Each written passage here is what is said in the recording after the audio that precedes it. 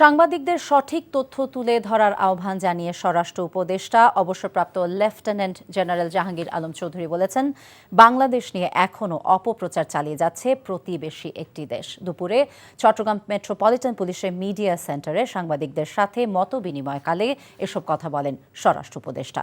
বর্তমানে দেশের আইন শৃঙ্খলা পরিস্থিতি উন্নতির দিকে উল্লেখ করে উপদেষ্টা বলেন, একে আরও গতিশীল করতে অপরাধীদের ধরা হচ্ছে, যা অব্যাহত থাকবে।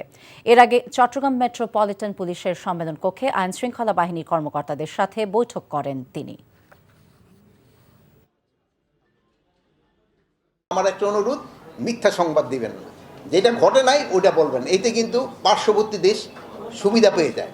দেখেন যে পার্শ্ববর্তী দেশ, আমাদের মিডিয়ার যে একটা সুনাম আছে, পার্শ্ববর্তী দেশের মিডিয়ার অত সুনাম নাই, যে যারা মিথ্যাই কিন্তু প্রচার করে সবচেয়ে বেশি। আর এই মিথ্যাটারে কিন্তু কাউন্টার করতে পারেন শুধু আপনারা। আমি বললে লোকে অত বিশ্বাস করবে না যতটা আপনি বললে বিশ্বাস করবে।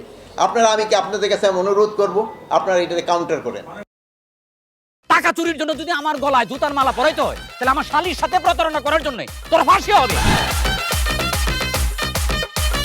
দুলা ভাই, আপনার তো ঘর জামাই বইলা একটা পরিচয় আছে, আমার তো তাও নাই।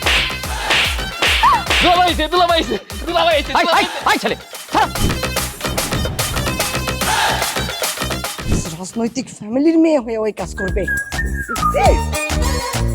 যারে পাবো আরে পিটাবো, রক্তের নেশায় ধরতে, রক্তের নেশায়, কাঁচা রক্তের নেশায় ধরতে। তোমার এই পলিটিক্স আমার বাম পকেটে থাকে। পাঁচদের বউরে ঝামেলা পাকাই। এই বেটাই, আমি তখন বিয়ে করিনি।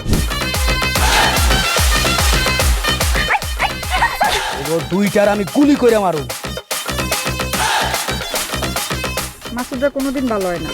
আপনার পোশাক এসে দেখে কিন্তু আপনার তালুকদার বংশের লোক মনে হয় না আব্বা, আপনার মনে হয় যে আপনি ফকির বংশের লোক।